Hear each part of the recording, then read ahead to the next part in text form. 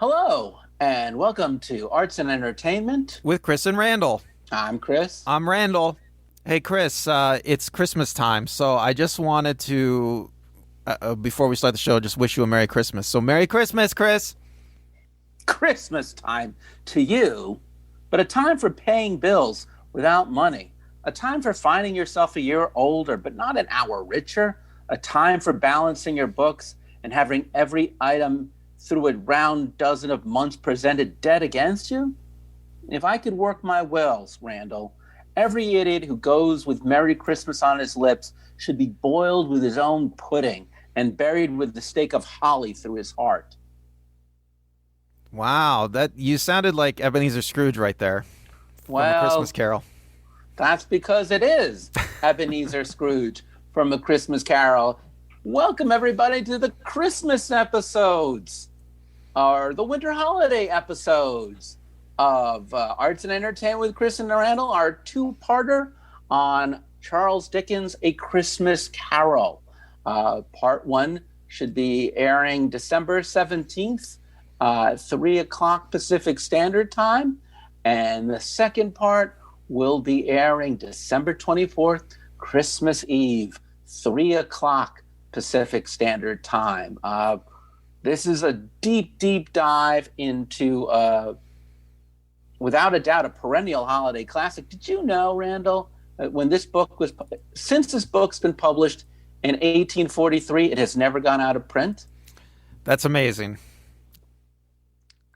It is. It's insane. In fact, I know that I can't imagine there's anyone who's not at least in. If you haven't read A Christmas Carol, then you've certainly watched a movie, a TV show, a special episode, a cartoon, something, right? I mean, we all here know A Christmas Carol. But before we go any further, here's my holiday plea to you. Do you know what I want as a gift this year, Randall? What do you want? I want people who are either watching this show or listening to this show to give me the gift of a like or a subscribe or a follow or a share or a comment, either on YouTube or Facebook, or I don't know, if people want to just wish us Merry Christmas and a Happy New Year, where can they reach us? At the North Pole or online at where? Just go to our website, chrisandrandall.com, and there's links there to everything. Thank you. And again, God bless each and every one of you. And as you give us any kind of gift, like or comment, it will be the best Christmas ever. So we're going to divide this show into two parts. The first part is dealing with the book, A Christmas Carol. And the second episode will be dealing with all the adaptations of A Christmas Carol and its cultural impact. Let's set up the history for this book. It's really interesting. We tend to think that Christmas has been around forever because it celebrates the birth of the Lord. But as an actual activity, a holiday, it really does not come into fashion until the early 1800s in England, with the introduction of Christmas trees and the revival of singing carols. In 1823, we see the ancient Christmas carols get revived. They come out of West England. By 1833, Christmas carols, ancient and modern, are published. This is the beginning of the reign of Queen Victoria. Her husband, Prince Albert from Germany, is the person who brought Christmas trees to England and made it part of the Christmas experience. What other amazing and very significant thing is going on in England at this time, Randall? Well, yeah, you covered a lot of it. The Christmas season has been celebrated for a long time. It goes way back to the Roman Empire, but sometime around the 1750s in England, the Industrial Revolution starts. And by the early part of the 1800s,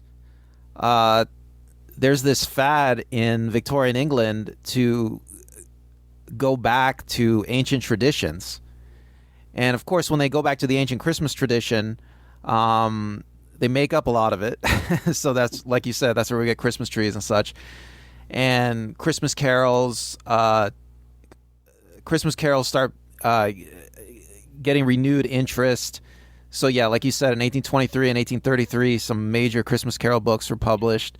There is the Oxford movement in the Anglican Church, where priests are now doing mission work in poorer communities and trying to bring more of the traditional Catholic liturgy into the Anglican Church. And at the same time, it's a very weird contrast, because in the beginning of the 19th century in England is the Industrial Revolution, and certainly by the midpoint, 1840s, it's in full swing. England has gone from being an agricultural society to being a society of cities and a society of machines and factories and rapid development. And in England, you start to see developments of merchant classes, working classes, wealth built on the ownership of factories. Right, and with all of these big changes, the Victorians are looking backward to a simpler time and looking backward to simpler traditions. And with it comes this greater disparity as we move into the middle point of the 19th century in England, especially in cities like London, of extreme wealth and extreme poverty. And I believe Frederick Ingalls was in England around this period of time. Yeah, so A Christmas Carol comes out in 1843, but in around 1844, Ingalls writes The Condition of the Working Class in England. It's not published in the English world till the late 1800s, but so The Christmas Carol and Ingalls' first book, which inspires Marx, they're written around the same time and about the same city. I mean, that's quite a coincidence, wouldn't you say? That is England of it's an England of poverty. It's an England of child labor. It is soot and dirt, and there's a lot of things going on now. People are literally starving on the street. Right, everywhere now, you look. At this period in Dickens' own life, 1843, he's 31 years old. He's published several successful novels. He's actually what we'd call in the middle of his career. He's married. He's expecting another child. In 1842, he goes on a tour of the U.S. and he writes American notes for the general circulation. Now, what was his take on his trip to the United States? Well, I think that many of his much of what he observed in America was similar to what you see in the Scrooge character. Maybe that's an overstatement. We'll get to the story in a moment, but just in general, what's his take on America in the middle of the 19th century? Well, he thinks Americans idolize successful businessmen, and we still do that. Okay, so it's not as positive as he had hoped. And the following year, in February of 1843, the second report of the Children's Employment Commission is published. It was a parliamentary report exposing the effects of the Industrial Revolution upon working-class children. Now, this is a subject near and dear to Scrooge because his father, Dickens, you mean? Dickens' father was terrible with money, landed in debtor's prison. When Dickens was a very small boy, he had to leave school and work in a factory himself to support his family. And he saw firsthand how horrific child labor was at the beginning of the 19th century.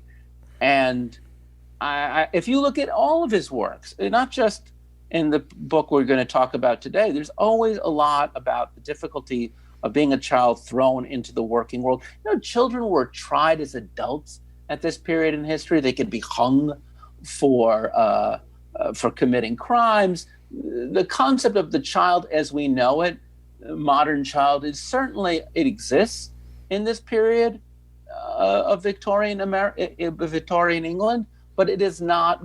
It's not a guarantee for everyone in this period. In fact, this is really the beginning of childhood as we know it in a middle class way. Wouldn't you say, Randall? Yeah, childhood is invented somewhere in this time. by psychologists, sociologists, activists, people like Dickens. So this is the time in 1843 where he's touring Cornish tin mines. He is angered by seeing children working in these appalling conditions.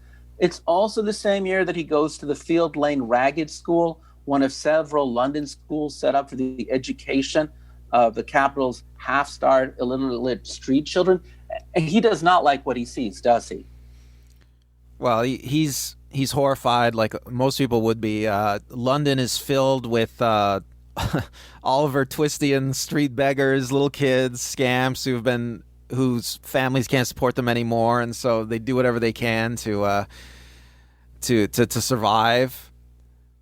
And at this point, in October of that same year, at Manchester and I can never say this word, Anathium, he gives a speech on the 5th of October urging workers and employers to join together to combat ignorance with educational reform. Now, at this very same time in his life, he's 31, he has 5 children, he has another child on the way. His last book, Martin Chuzzlewit, has not done very well in sales. It's starting to fall off. His publishers have threatened to reduce his monthly income further if sales drops. So he himself is in quite a bind. And at this point, he is almost at a crossroads because on one hand, he is thinking of writing a pamphlet entitled, I don't have it before me, unfortunately, but it is a pamphlet on the topic of child labor to raise the consciousness of people. But instead, he knows that pamphlet wouldn't sell. Well, so he decides. Well, first he thought it's going to sell. Then he puts it off. Then he talks to other people like, Charles, this is not your strong suit. And having given that speech in October of 1843, it becomes very clear he is not going to motivate people to action by writing pamphlets. He has bills to pay and he has a cause to take. So in less than 6 weeks, in what many people call a great white heat, he writes A Christmas Carol. It's actually his 3rd Christmas story. He will write 4 more. It is published.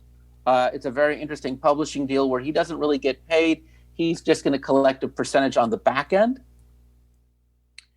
And that brings us to A Christmas Carol, illustrated by John Leach, which is, I think, very important because so much of the way we see in our heads is through those early illustrations. So in the preface to the book,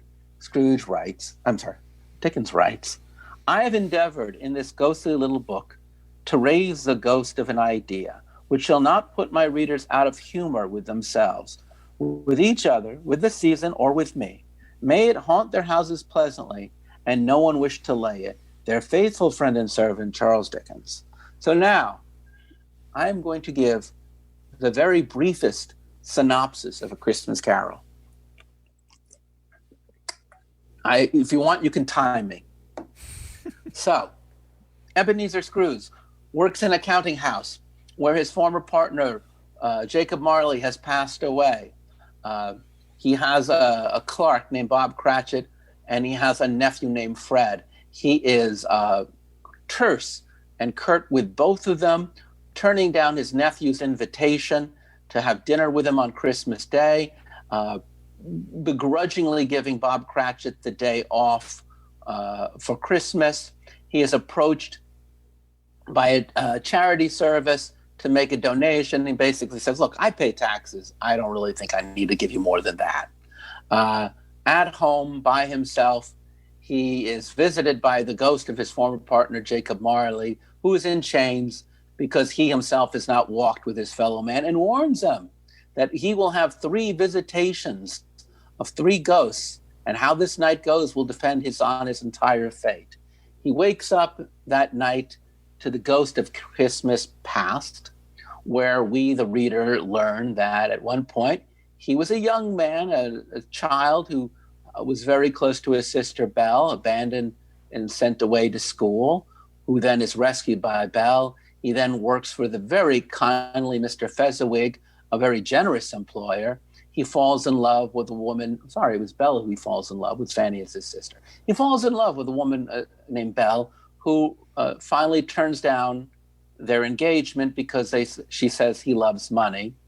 The ghost then shows that Belle actually ended up getting married and having kids, something he never had.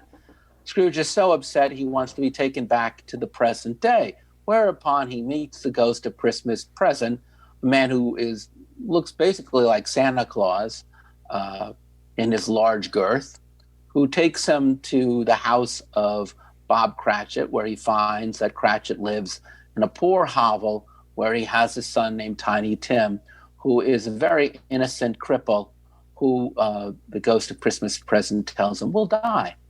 And unless it looks like he might die in the future. And that makes Ebenezer feel very hard and sad. And then he takes him, of course, to see his nephew, who is polite, but also everyone in their party makes fun of Scrooge as a nasty old miser. And then he sees that people are celebrating Christmas with friends and family and coworkers throughout the world. And then he is brought back, finally, and he sees a Christmas of yet to be, where he sees that his colleagues are speaking ill of a man who just died, and there may or may not be his own corpse lying on a bed. And he finds out that the maid, the undertaker, and one other domestic have robbed the man of his basics and have sold it. He asks to see some kindness, and all he ends up finding is that, in fact, the Cratchits are devastated, as Tiny Tim has passed away. Then he is taken to his own grave, where he sees his own final fate. He wakes up. It is Christmas Day. He realizes he has a second chance to be a better man. So he treats Bob Cratchit to a lovely large Christmas turkey, but gives it anonymously. He gives money and tips to just about everyone that day. He has dinner with his cousin, Fred. And then the following day, when Bob Cratchit does come late for work, instead of firing him, he doubles his salary, and then we find out later on, becomes as good a patron to Tiny Tim, who lives as almost a second father, and he is beloved throughout the land. How long did that take? I didn't time you, but about 5 minutes, hopefully. I think. God. Well, anyway, that is the world. You're supposed to say that was only 2 minutes, Chris. That was my fastest attempt at giving you the briefest synopsis. And I know every one of you has actually seen it. So why did I do this? For the 3 people who've never actually read the book and have only seen the movie, because I do believe that having seen movies, we tend to forget what the actual story is about. So, Randall, what is this story about? What is going on in A Christmas Carol? Well, I think at its very basic level, it's about a man, an old man who's lost his humanity. He's given up on relationships with other people. He's pushed them away. And the story is about him reclaiming his humanity. Okay, well, I mean, it's an interesting thing in that it is a ghost story, something that Dickens has written before. It is social criticism, something that Dickens has written before. It's weird in that it follows, on one hand, the Aristotelian unities, because it takes place over the course of one evening, one 24-hour period, one evening to the next. And at the same time, like a great Bildungsroman or novel, it covers the expanse of a man's entire life from childhood to the grave. It is fascinating in the dexterity. But a more basic question I have for you is, do you think Scrooge is a hero, a villain, an anti-hero?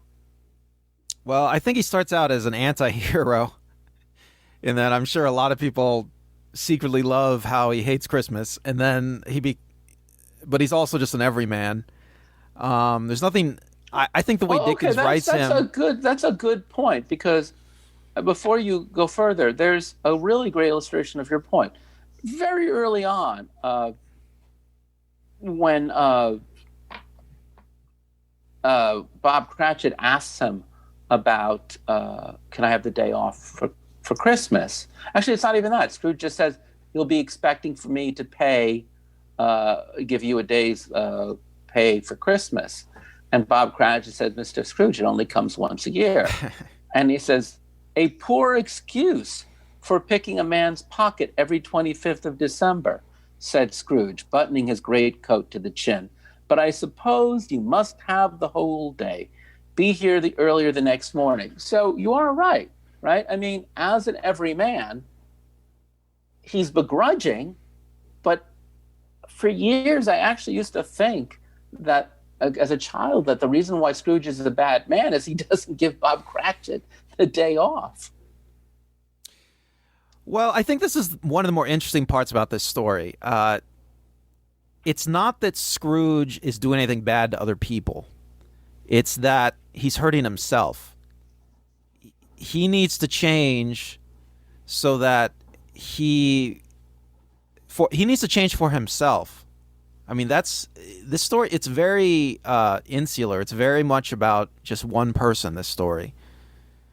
I mean, there's a lot of stories that are about. That's why he's not a hero in the story. Well, you would argue he's a hero, but he. Well, I mean, you could argue he starts out, as you say, as an anti-hero. You could say, and I think there is a debate whether or not he's an everyman or whether or not he is a businessman, and somehow a businessman more than a man, and there is that thing. I mean, people always say, well, what did he do wrong? What is he being punished for? What is the sin of Scrooge? And if it's not that he doesn't give the man Christmas Day off, then I think it's really in that wonderful moment where the ghost of Jacob Marley tells him at the very beginning in Stav 1. I love how he uses musical notations as opposed to chapters. Marley, it's required of every man, the ghost returned, that the spirit within him should walk abroad among his fellow men and travel far and wide. And if that spirit goes not forth in life, it is condemned to do so after death. It is doomed to wander through the world. Oh, woe is me, and witness what cannot share, but might have shared on earth and turned into happiness. Again the spectre raised a cry and shook its chain and wrung its shadowy hands. You are fettered, said Scrooge, trembling. Tell me why. I wear the chain I forged in life, replied the ghost. So yeah, I just want to add that there's a little scene that not every adaptation has, where after the ghost leaves, Scrooge looks out the window and he sees all these other ghosts, and they're all trying to help people, but they can't anymore because now they're ghosts and their life is past and they regret it. Exactly. So the thing that Scrooge has up to this point done is he has not walked abroad among his fellow men. He has not shared. He is not connected. He does not have empathy. He does not have sympathy. He does not consider himself part of humanity, part of the collective society. And as we just said, it's a trap of his own making. No one has foisted this upon himself. He has foisted it upon himself, and he is heading in this direction, right? Because that's what he's saying, that your life is heading in this direction. Now tonight really is your last shot. And, it's interesting because this is not even the first time Dickens has written this story. Back in 1836, he wrote a story called The Story of the Goblins Who Stole a Sexton. A sexton was a man who worked at a church, often a graveyard digger, but someone who just looked after the church. I'm sorry, that was an earlier story he wrote. And in that, and it's relayed again in the 1836 novel, The Pickwick Papers. In that episode, Mr. Wardell relates the tale of Gabriel Grubb.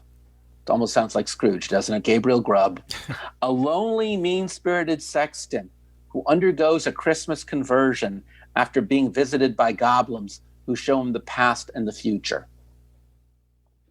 So, yeah, he has been tinkering around with this idea before anything that has come out in the 1840s, before his own financial needs. This is as any writer has. Have you ever worked on a project where there's a rough draft, it never really comes to fruition, and then you finally find the right meeting point in it? And just the very fact that, there's the past and the future, there are demons that haunt us. We'll get into that later, but on a base level, how does this story work as entertainment, would you say, Randall? Well, the story is full of spectacle. There's 3 supernatural spirits. 4. Yeah. There's lots of spirits. There's lots of magic going on. I mean, it's very entertaining. It's kind of like a Victorian Stephen King novel. Yes. Well, even because Stephen King, who I think is a really entertaining and great horror novelist, one of his great tells is that he always bases his horrors on it's always character-based horror in Stephen King. The supernatural, the horror, always emanates out of the flaws, the lacunas, the drives, the desires of his central protagonist. And therefore the metaphor becomes manifested in a very, one-level way that can be very entertaining, whether it's specters or there's a lot of humor in A Christmas Carol. Yeah, Dickens is trying to make a very entertaining story. I mean, he's trying to sell this story. I think you told me that he started out as an actor. Yes, Charles Dickens started as an actor. I feel in all of his work you can see it. He's very concerned with character. The way characters' names sound is very important to Dickens.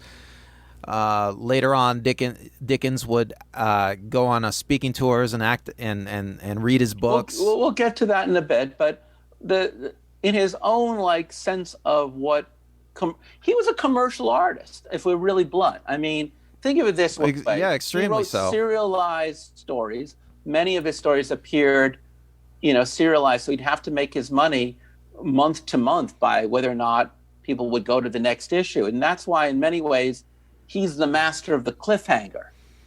It less so in the short stories, so they have great cliffhangers.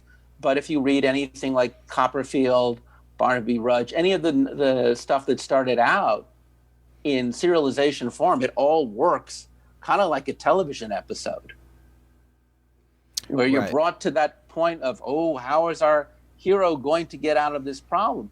And it's interesting because there is in this particular short story of Dickens, it seems almost much more seamless in the transitions. There really are no cliffhangers. You know what I'm saying? Well, this leads right to the next. Well, this was originally written just as one book. That's how he released it. This wasn't one of his serialized novels. Right, but because it is that way, the experience is it's not written to the cliffhanger. You know what I'm saying? There is no moment of peril that makes you go, how is our lovely Scrooge going to get out of this? Well, instead, it becomes much more of a cleaner ride. Well, it's one of the things that makes it so great. It's there's no fluff. It's so efficient. The story is there's nothing extraneous in this story. There's very little melodrama. All things considered, it's what you're really getting in the past and the present and the future are really that glimpses. You're never getting a full story. You're not getting a full crisis. The crisis is the totality of all of the scenes as opposed to any particular moment in time. And that is a very modernist approach. So the cynic in me, Randall, just wants to say that you got a 31-year-old man with 5 kids, another kid on the way. He is got trouble with his publisher. They're going to cut the money that he's going to give. He is writing a real quickie to cash in on the popularity of Christmas, to cash in on the popularity of ghost stories. He's going to write something that is pretty much just going to appeal to everyone's emotional sensibility, educational sensibility, the moral sensibility, their need for a good haunting tale, and he knows that because this is not going to be in a magazine, he's aiming it for a slightly more upscale crowd. So, when the book comes out, it's going to be the equivalent of like a $25 hardcover. So he knows he's not writing it for poor people. He also has a weird deal where he's only going to make money on the back end, no advance. So he's trying to make about £1,000 off of it so that he can pay off some bills and debt. So it's just a money grab. Or we can look at this as literature. And the difference, as I used to have my Slavic studies teacher say when he was quoting one of the famous Russian 19th century writers, the difference between good writing and great writing is that good writing shows us how we live, and literature shows us how we should live.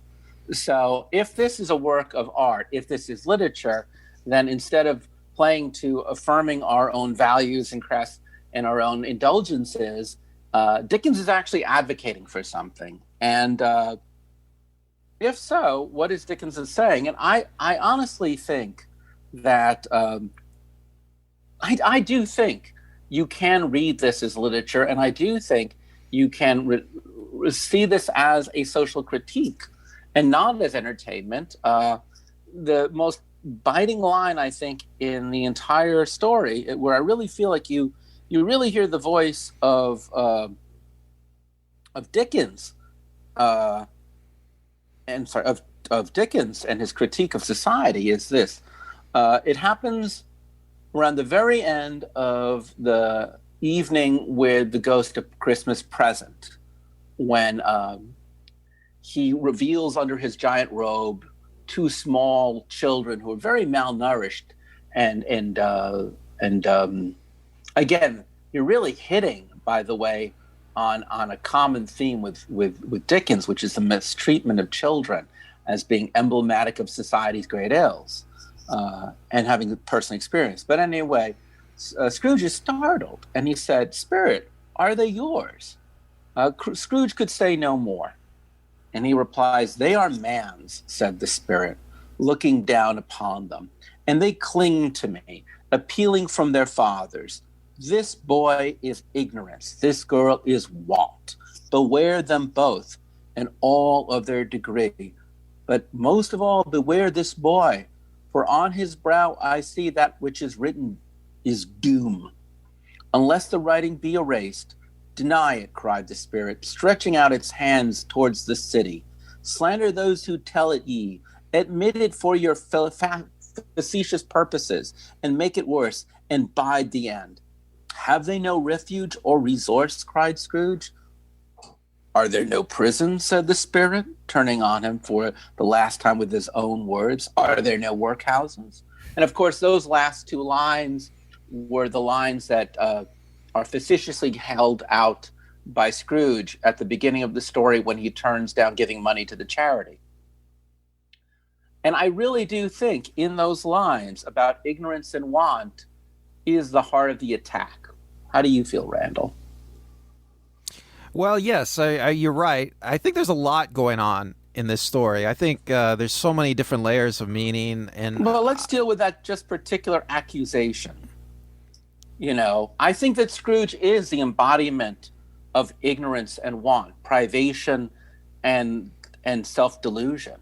He considers himself a worldly man, and he considers himself a wealthy man, but we see while he is a miser, he lives almost in abject poverty, a very sparse life with very little does he give himself.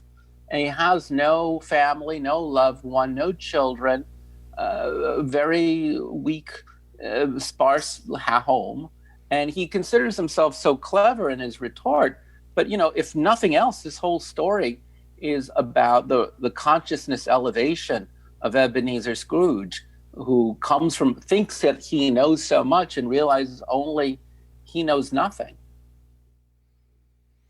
But my question to you is, can that critique that Dickens is making of Scrooge be applied to not just Scrooge, but to the people of England?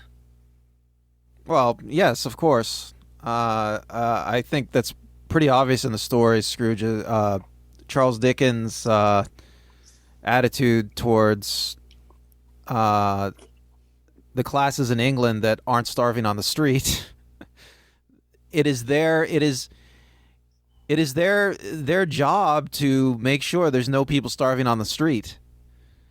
And Dickens, of course, isn't the only one that feels this way. I mean, today, most major cities, you don't see people starving on the street anymore. But is that the point of the book? Is that really what Dickens is trying to say? Is Dickens some great socialist?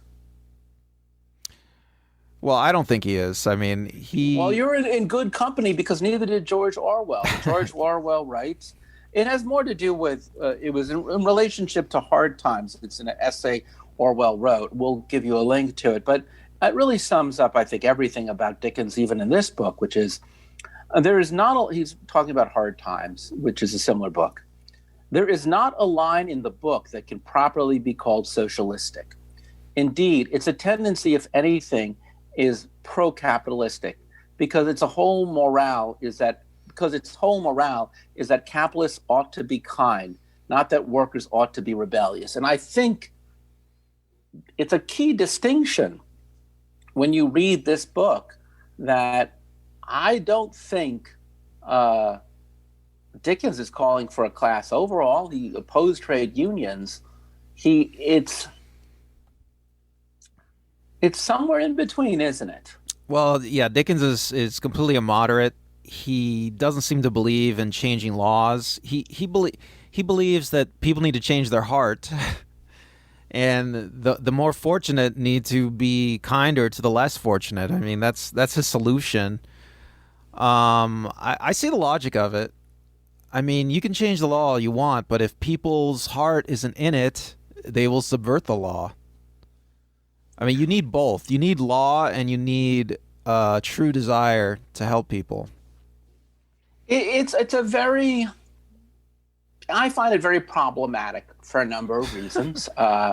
Because, well, the most problematic way to read A Christmas Carol, and it's one that I've struggled with for years, is you can look at it from one angle and consider it to be an anti-Semitic tract. That, there's so many ways of looking at it as an anti-Semitic work. First off, Dickens himself did struggle with anti-Semitism. He did have characters like Fagin, who were Jews and who were evil, and he even used the word Jude as to score a better deal. And Ebenezer is an Old Testament word. It means stone of help. So in that sense, you could almost argue that it's being used ironically. In fact, for that matter, Jacob, it means supplanter. Before, of course, Jacob in the Old Testament changes his name to Israel, which is one who wrestles with angels. And keep in mind that one of the many jobs Scrooge has is he is a moneylender. And he has the pointy nose, as he's described, which is, again, one of those things in that period in history we associate with anti-Semitic figures of Jews, the pointy nose. Yes, I'm very sensitive to this because I myself am Jewish, despite my name. My parents named me Chris. That's a whole other episode. But the idea that, Jews inherently, we don't celebrate Christmas. Christmas is not part of our culture. We don't go around saying Merry Christmas. You could easily argue that his lack of reverence for Christmas almost singles out the Jews. Now, I have done a lot of research into this, and I have had a conversion, so to speak, much in the same way that I have had my come to Jesus moment, which is that there's some pretty good writing in the Forward, which is a Jewish magazine, that first off, Dickens himself didn't know Hebrew. Old Testament names were very common. Yes, Scrooge is a moneylender, which is almost always associated with the worst qualities of Jews, like Shylock. But Scrooge also has a warehouse, which means that he has other things besides money in his house. He does trades on an exchange, which would be unlikely for a Jewish businessman in that period of history. So it's more that there is an ambiguous. He's like in every kind of business. Scrooge is a businessman, is like a businessman on a TV show. Like they always work in an office, but you don't really know what they do. And I think Dickens is being deliberately ambiguous with Scrooge's line of work because he just wants to encompass as much business as possible. Also, as far as the pointy nose goes, yeah, you could read it that way, or you could just read it that he has a pointy nose because you want to make him look just pinched.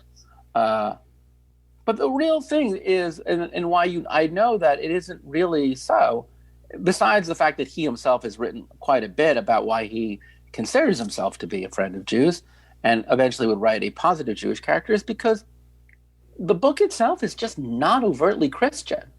There is almost, very, not in the movies, folks, but when you read the book, Randall, you really don't encounter Jesus or the Lord or God or anything from the Bible. It's interesting. Se. It's interesting. Some of the adaptations do try to bring Christianity into the story, and it's completely unnecessary. It doesn't add anything to the story. No, and Dickens himself was not a very Christian man.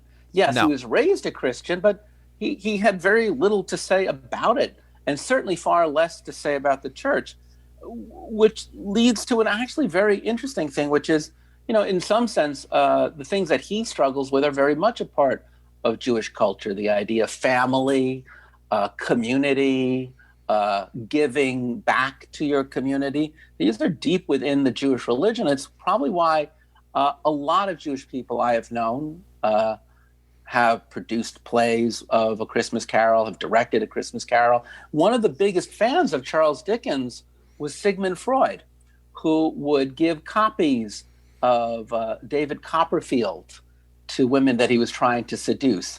Now, again, we all know that Dickens held some views about Jews that were disparaging, some of which he would correct in later editions of his works. But it's fascinating, too, because it's my other theory about this work, which is, obviously, because this was written before psychoanalysis, you can't say that Dickens wrote from a psychological model, but because Freud himself looked at cultural artifacts and stories to form his psychoanalytical theories. Freud could certainly look at Dickens and the story as a psychological work, especially when you see how much of Dickens's own childhood informs the shaping of the story. As I said before, his father landed in debtor's prison. At a very early age, he had to work. His life was disruptive. The scene where the maid and the undertaker and the other lady are selling off his valuables once he's dead, what Scrooge had to do as a young boy is take the family valuables to a pawnbroker once a week to sell off whatever they could for money. That is drawn from his experience. Did you know that even the scene with Jacob Marley in chains, he gets the image of a man in chains from his 1842 visit to the United States when he is going to a prison? I don't know why, but he goes to a prison in Pittsburgh and he sees prisoners fettered in chains, and this falls upon his psyche. And one could certainly argue, especially because there's so much in looking. I mean, look, like any good analyst, the story of Scrooge begins in his past. We look to his past. We look to his relationship to his father. His father basically disowns him and blames him for the death of his mother. Yeah, what's striking about A Christmas Carol is Scrooge is being psychoanalyzed before there's psychoanalysis. Well, that's because Freud is looking to works of art and culture to draw his theories of psychoanalysis. So yes, his father dies, blames him.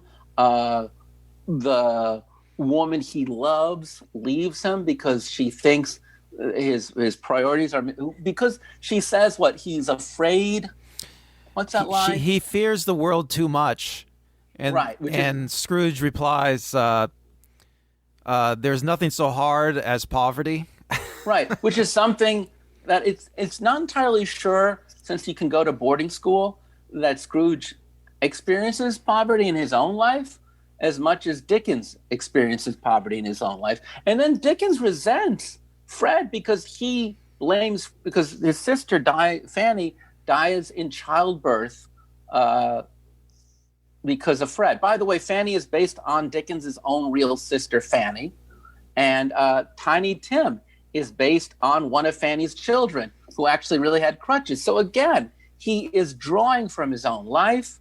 And then, like any good psychological fear, there's a question of, if I go down this path any further, where will I end up? I read one person who diagnosed Scrooge as actually suffering from acute depression, which is why he feels so detached, why he does not even eat much food, why he is so cynical in his outlook. And I think it's just all there. It's an amazing work, and the only strange thing to me is how little it's discussed. Yeah, and I think let's talk a little bit about the cultural impact of the book now. In early 1884, the Gentleman's Magazine, that's what it's called, attributed the rise of charitable giving in Britain to Dickens' novella. In 1874, Robert Louis Stevenson offered a reading of Dickens' Christmas books and vowed to give generously to those in need. Thomas Carlyle expressed a generous hospitality by hosting 2 Christmas dinners after reading the book. In 1867, an American businessman was so moved by attending a reading that he closed his factory on Christmas Day and sent every employee a turkey. Oh my God, do you realize I overlooked this? And this is so important. In 1843, do you know how many people got the day off for Christmas with pay in England? How many? Not a lot. Very few. Very few people did. And if they did, they were solidly middle class. And yet here, this is something that Ebenezer Scrooge has actually been doing for a while. Think about it. As miserly as Ebenezer Scrooge is, at least unlike the majority of people who are bosses in 1843 England, at least he has a decency consistently, begrudgingly, but consistently, to give him a paid day off. And to think that in America, you have to wait almost over 20 years for someone to go, oh, you know what? That might be a good idea to do in general in a factory. Mm-hmm. Christmas gifts were originally not even given out as gifts until January 1st. Originally, New Year's Day was when people would give gifts. By this point in England, by the end of the 19th century, not only do people get Christmas Day off, they get December 26th off. You know that it's called Boxing Day. And on Boxing Day, you take all the gifts, you take all the things you have that you used to have, and you give it to the less fortunate. I mean, what a radical notion that when this book first comes out, no one expects any kind of charity of that nature. And by the end of the 19th century, that just becomes the standard in England. Well, maybe I could talk about now the interesting... that brings to mind to me the interesting association this story has with postmodernism and just the impact the Industrial Revolution has on England. People are really reeling at the time, and they don't know where they're going to go. There's so much poverty, there's so much misery and suffering. People are looking to past traditions. And you see this pattern over and over throughout world history after the Industrial Revolution. Scrooge himself seems to me to be a very modern character. Like he's the epitome of modern man. His logic is the logic of the machine. He's hyper efficient. He only wants to do one thing, which is make money, and his whole life is devoted to making money. He's pushed away all human relationships because they don't make any money for him. What does it say about Christmas? Christmas doesn't earn him a penny. It's another day with no penny earned. And he learns in the story to go back to a primordial time. These spirits appear. Spirits, and where do spirits come from? They come from man's primordial past, a pre-industrial past, a pre-civilization past. and they bring him back to encounter his true essence. So That's a very moving way of looking at it. I'm sorry, I didn't interrupt. I was just go on. Oh well, thank you, Chris. Yeah, I mean, and I totally get that feeling from this story, especially like after looking at all the adaptations. Well, we'll get to that in the next episode. Right, we'll get to that soon. But yeah, Scrooge is just he is.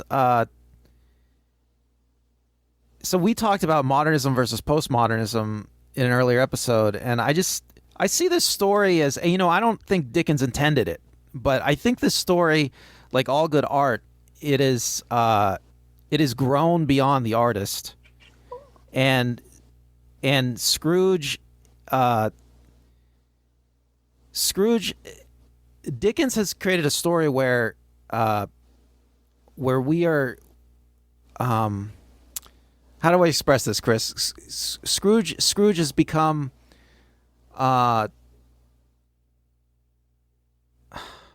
he's gone beyond logic. He's gone beyond logic, Chris, to become. Well, go ahead. He's gone beyond logic to become a person who's reconnected with something that's inexpressible. Absolutely, and I want to kind of look. I think the most common themes when we talk about Scrooge are greed, love, isolation, compassion, and redemption. And they're all there. But we've given a lot of time to Dickens's feelings on the matter. But I think it's fair to look at it now through our own eyes personally. And, our relationship with the work changes by our relationship in time, right? I mean, when you look, if you're listening to this, more than likely your first encounter of A Christmas Carol was as a child. Maybe you saw the movie, maybe you went to a school pageant, whatever. Your first encounter is through the eyes of a child, on the level almost of a Tiny Tim. So when you were a kid, what was your impression of the story? What was your impression? Well, my first impression as a kid was that the message of the story was to tell you to stop and smell the flowers along the way, to remember to have fun in life, so you don't become a miserable old man. Okay. When I was a kid, this story scared the bejesus out of me because as a small child, ghosts scared me. And Scrooge himself seemed ghost-like and feral, and he seemed like every other old person who scared me with their decrepit, decayed anger and rage. And I always thought, like, well, I better not keep that extra bubble gum. I better give that to my friend. I better spend some money on my mother and my sister. I better, it's that child's feeling that authority is telling you, you better be generous or you will pay. It's a strong moral homily to a child. And part of that is because after the Victorian era, in the Edwardian era, it did go from being a story for adults to being a story for children. And it was used very much to tell children this is a form of behavior. And then, in college, I think that's when I really got into Dickens mostly. I was in English. I majored in both government and English. So I love Dickens. So that was my big affair with being into Dickens and watching the films. And I think at that point, there's a point where you find yourself in Fred's position. You know what I'm saying?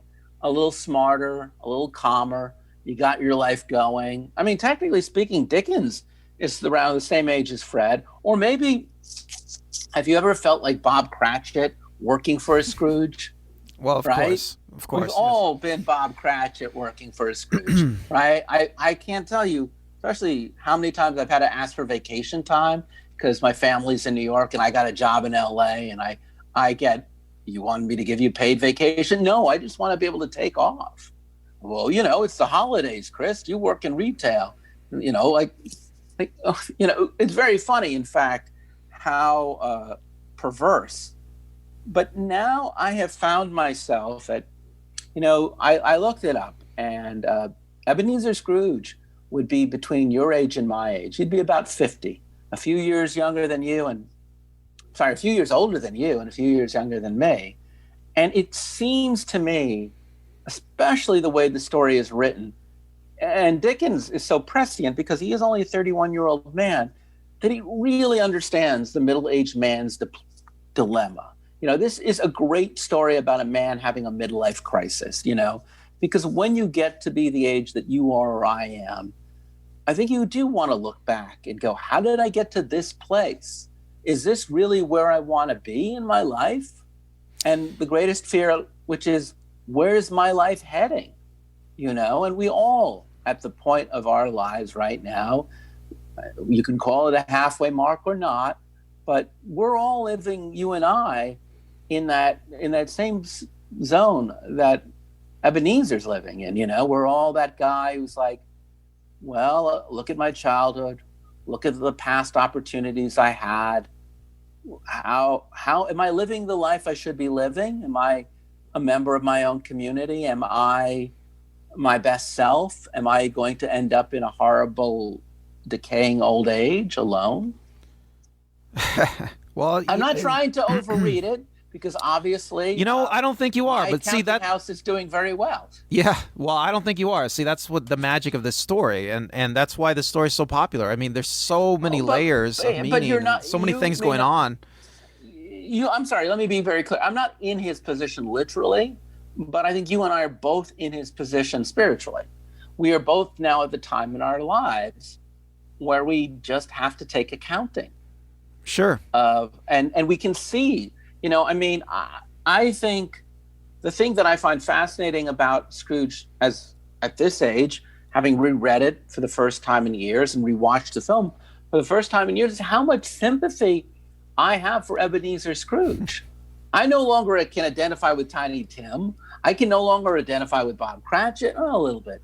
I certainly can't ever identify with that Fred, who's just getting more on my nerves with every year.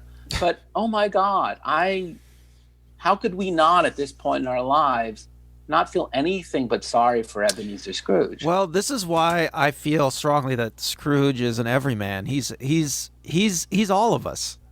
He's what we all eventually feel like and become. And we're in a rut. And what do we do? How do we get out of that rut? We practically need supernatural forces to come and visit us and help us understand things. And I think that when we think about Scrooge, I think the greed in our understanding of greed is really not the greed of a man who cheats other people. I think in our contemporary world, we think of the greed as the way that we cheat ourselves. Well, yeah, isn't it interesting how Dickens puts the base of Scrooge's problems with being fear and not greed. Yeah, it's fear. It's a lack of self-love, really, that he suffers from. And without his own ability to treat himself with any warmth and kindness, it becomes impossible for him to care for others. In fact, in fairness, it bothers me even in the book that he learns to be generous with others, but he never learns to be generous with himself. That's an interesting reading. That's an interesting story, obviously. That's an interesting reading you have, but it's hard for me to imagine Scrooge post this story, after this story. It's hard for me to imagine Scrooge isn't generous with himself as time goes on. I mean, one would hope so. No, I mean, I feel like if I have a criticism of the book, is that there are no real turning points. You know what I'm saying? Things happen to him as a young man, but I don't think that, he can't help it that his sister dies. He can't help it that he's sent to school. He believes in Mr. Fezziwig's generosity until someone berates it. And then I honestly think the breakup scene, I think it's a very unfair breakup scene. First off, because I don't think a Victorian woman of that era would have just broken up that way. I think she would have respected the fact that that Scrooge really is trying to earn his way in life. And he doesn't do anything sinister. He doesn't do anything dastardly. He simply, he fails to say the right words to keep her. But would a Victorian man of that era say more than he did? Well, I don't think that's I don't think that's accurate reading. I think that she says in that scene that this is a change she's noticed in him over a long period of time. I mean, you're criticizing it for not having these pivotal moments, but this idea of pivotal moments in people's lives, I think this comes from modern cinema, where it's much easier to just visually create an exciting climatic scene where there's a turning point in someone's life. But in real life, there aren't many climatic, pivotal moments. I would strongly disagree. I think that, yes, in modernism, but even in just literature of that period in history, even people like who are writing in the same era as Dickens, there were turning points. Even in Dickens, there are plenty of times where there are turning points in a character's career where if they make one decision, they can go in one way, and if they make another decision, in fact, turning points is what Dickens does better than anyone else. Sure, but and there's a turning point. Yeah. In this story, he is deliberately occluding those turning points because he doesn't want that to happen in his past. I think he's really trying to say that Ebenezer has not been an active participant in his own life. And maybe that's why she says what did she say? You're afraid. She just says you fear the world too much. Right. So then he fears to speak his heart to her. And by fearing to speak his heart to her, he loses her. And then to compound the pain and suffering, Dickens even shows Ebenezer that he loses the joy of even having a family, that she's okay, she has someone, and he could have been that person. So it is driven in harder, relentlessly so, because even Dickens doesn't cause the deaths of his sister. Dickens doesn't cause Tiny Tim to suffer, but it may be in the end of the second act, or at least certainly by the beginning of the third act, that in his journey of redemption, it's the journey of figuring out how could he affect the world? How could he take action? And maybe that's what it is that he has not lived a life of proactive behaviors, which means it's not really even a redemption. It's more a question of self-actualization. Given who I am in this moment in history, I am a wealthy employer with money, and I have an employee who has got a sick child, and I have a nephew who needs a paternalistic uncle. What riches can I afford to share with the world that I can take action on? Because I swear to you, I don't really consider him a man of action in the book until literally he wakes up at the end of the story and realizes he still has time to take any kind of action. Well, I think that's a great reading of it, and I think that the work invites that reading. I mean, this is why, Chris, it's such a popular work, because I think almost everyone can see themselves in Scrooge, and we can see qualities in Scrooge that we all possess, and they're not negative qualities, but we can see that if we allow our fears and allow the logic of the modern world to invade our minds too much, we turn into a miser, and we shut ourselves off from other people. I mean, that's the message of that's one of the messages of the story, wouldn't you say? I would say that there are so many there's so many things going on in this little short story. Yes. And you point to the deliberate ambiguity that you can find in this work much more than traditional works of Dickens. There is a lot of room to decide, is this a story of redemption? Is this a story of self-actualization?